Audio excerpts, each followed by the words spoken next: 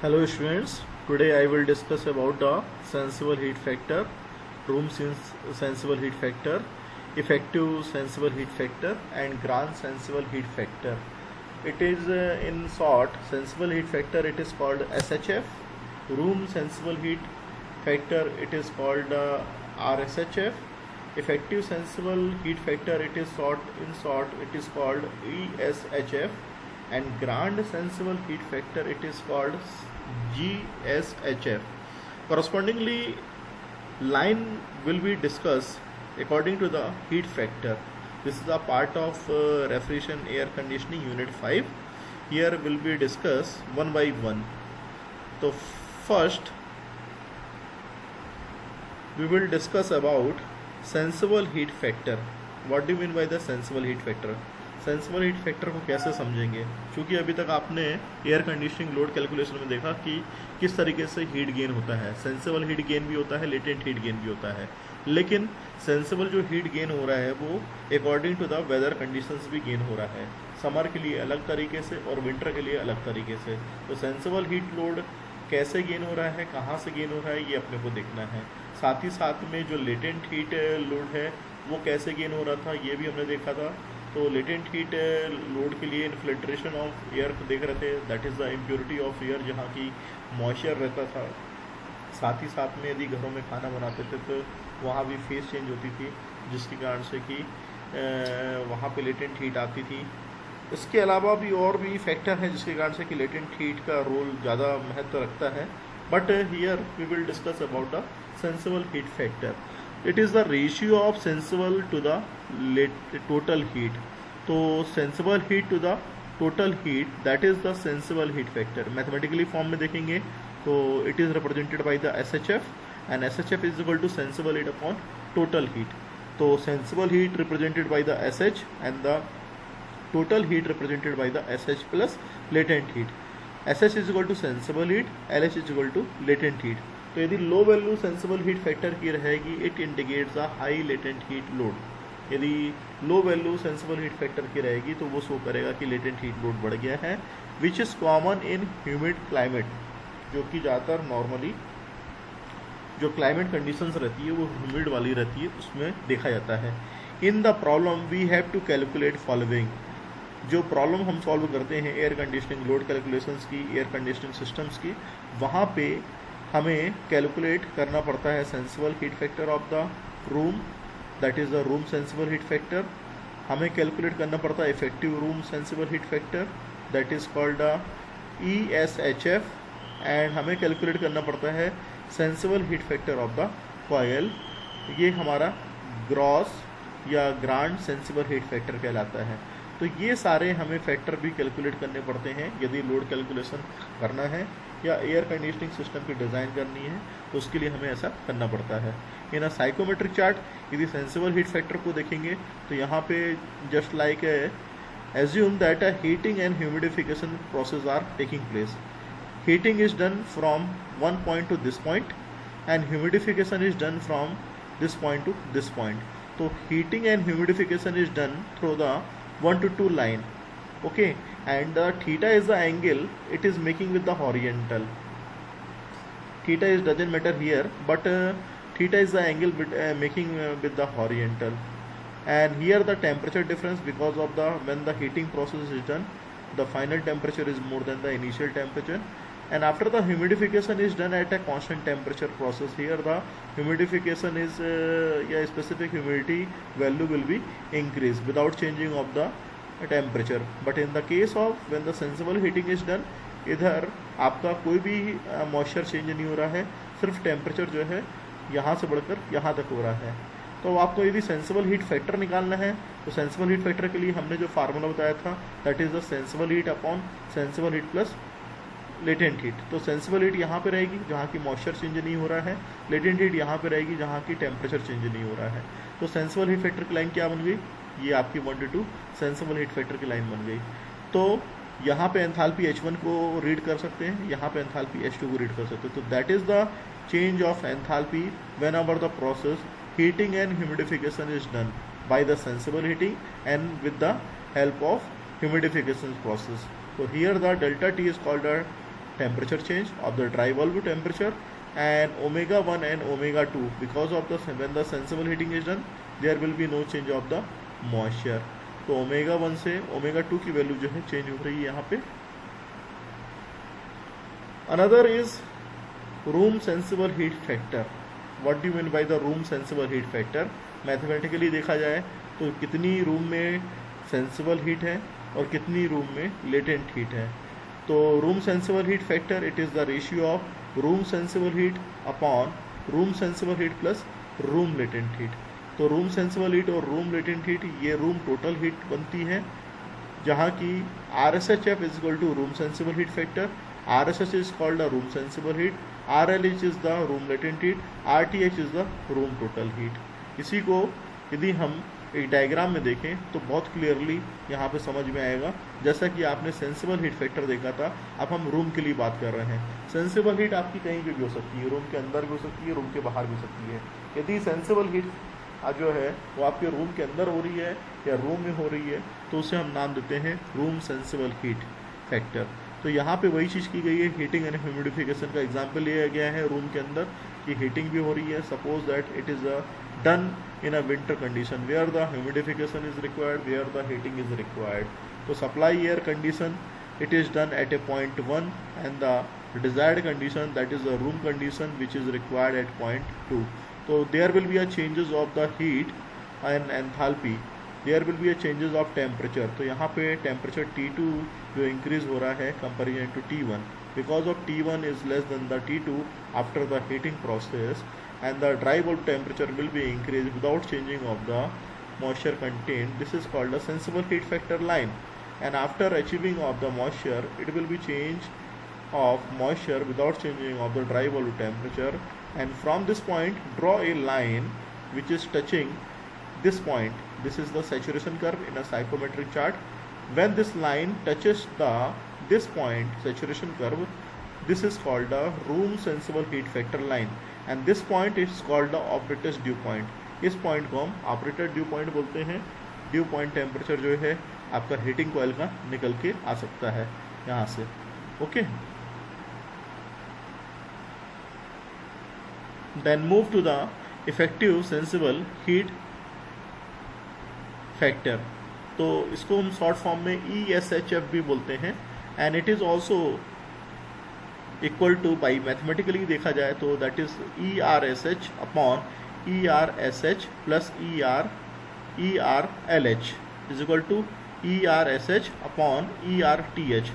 तो ERTH जो है इन दोनों का समेशन है, effective room sensible heat plus effective room latent heat. अभी तक आप जो देख रहे थे, पहले हमने डिस्कस किया सेंसिबल हीट, उसके बाद हमने डिस्कस किया रूम सेंसिबल हीट, इसके बाद हम डिस्कस कर रहे हैं effective room sensible heat factor. तो effective room sensible heat factor में कितनी जो हीट की क्वांटिटी है, यदि हम विंटर कंडीशन की बात कर रहे हैं जहाँ की हमें हीटिंग इफेक्ट चाहिए है, कितनी यूज़फुल है, कितनी बेनिफिशियल है, that is called the effective room sensible heat factor. और ये वहाँ पे लिया जाता है जहाँ की हमें ऑपरेटर्स ड्यू पॉइंट टेम्परेचर पता नहीं रहता है. उस टेम्परेचर को पता लगाने के लिए हम लोग इफेक्टिव सेंसिबल हीट फैक्टर को यूज़ करते हैं. Then ERSHF is equal to effective room sensible heat factor, ERSH is equal to effective room sensible heat, ERLH that is the effective room latent heat, ERTH that is the effective room total heat. तो यहाँ पे total heat का मतलब sensible और latent heat को club करने से है, प्लस करने से है. इसी को हम डायग्राम में देख सकते हैं जहाँ की साइकोमेट्रिक चार्ट है, सैचुरेशन कर्व है ये आपका. और चूँकि effective room sensible heat factor के लिए हम लोग बाईपास फैक्टर को लेके चलते हैं जहाँ की एयर को बाईपास करके पास किया जाता है और ऑपरेटर ड्यू पॉइंट टेम्परेचर भी निकाला जाता है. तो उसको फाइंड आउट करने के लिए effective room sensible heat factor की लाइन यहाँ पे ड्रॉ की गई है. आप यहाँ पे देख रहे हैं ERSHF.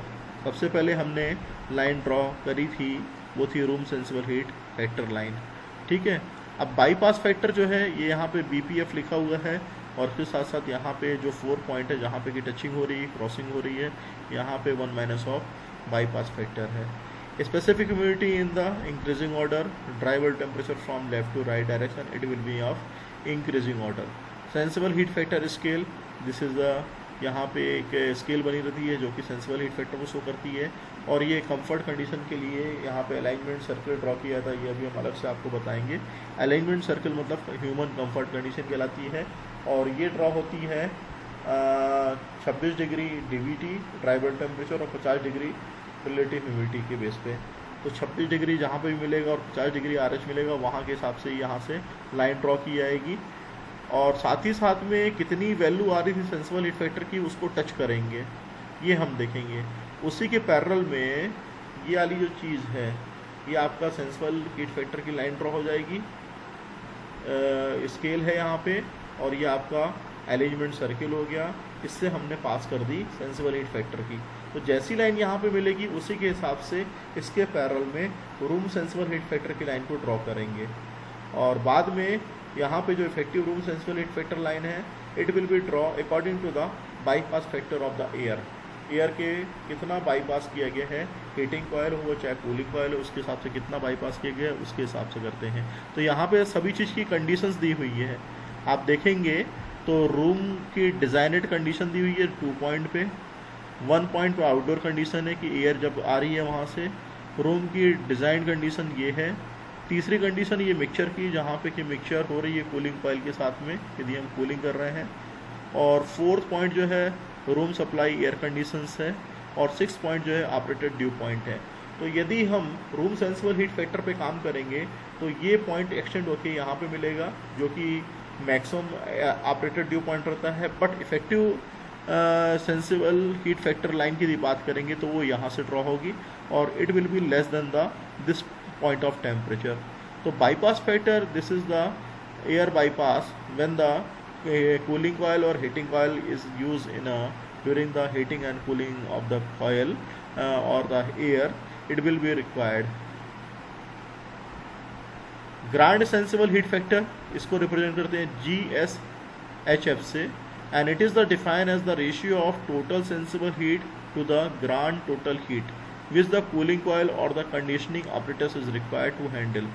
तो ग्रांड सेंसिबल हीट फैक्टर जो है ये हमारा टोटल सेंसिबल हीट पे डिपेंड करता है और ग्रांड टोटल हीट पे डिपेंड करता है। तो टोटल सेंसिबल हीट, या बोलना चाहिए कितनी सेंसिबल हीट आ रही है उस पर डिपेंड करता है। तो यहाँ पे रूम सेंसिबल हीट रहेगी plus outside air sensible heat रहेगी। आउटसाइड एयर सेंसिबल हीट अलग रहती है, रूम सेंसिबल हीट अलग रहती है। साथ ही साथ में ग्रांड टोटल हीट जो है it is depending on the 2 factor, this is the total sensible heat plus total latent heat. तो टोटल सेंसिबल हीट जैसा कि ऊपर लिखा था वैसा यहाँ लिख देंगे। अब टोटल लेटेंट हीट की बात करें तो room latent heat plus outside air latent heat. तो यहाँ पे सभी के मतलब लिखे हुए हैं, जैसा कि आप देख रहे हैं यहाँ पे डायग्राम में, where the TSS is equal to total sensible heat, that is the RSH plus the outside air sensible heat. TL is the total latent heat is equal to room latent heat plus outside air latent heat. GTH is called the grand total heat, where grand total heat is equal to TSH plus TLH, and TSH is equal to room sensible heat and plus room latent heat plus outside air total heat। तो ये इसका मतलब निकल के आ रहा है, क्योंकि outside air total heat is equal to होता है outside air sensible heat plus outside air latent heat. तो room sensible heat, room latent heat ये हम पहले से निकालते आ रहे थे, बस यहाँ पे जो चेंजेस हुआ है, चूँकि ग्रांड सेंसिबल हीट फैक्टर की बात कर रहे हैं तो ग्रांड सेंसिबल हीट फैक्टर के लिए हमें आउटसाइड एयर सेंसिबल हीट भी देखनी पड़ती है, आउटसाइड एयर लेटेंट हीट भी देखनी पड़ती है। रूम सेंसिबल हीट में सिर्फ रूम के अंदर की सेंसिबल हीट देखते हैं, जबकि आउटसाइड एयर सेंसिबल हीट में बाहर की सेंसिबल हीट को भी देखते हैं।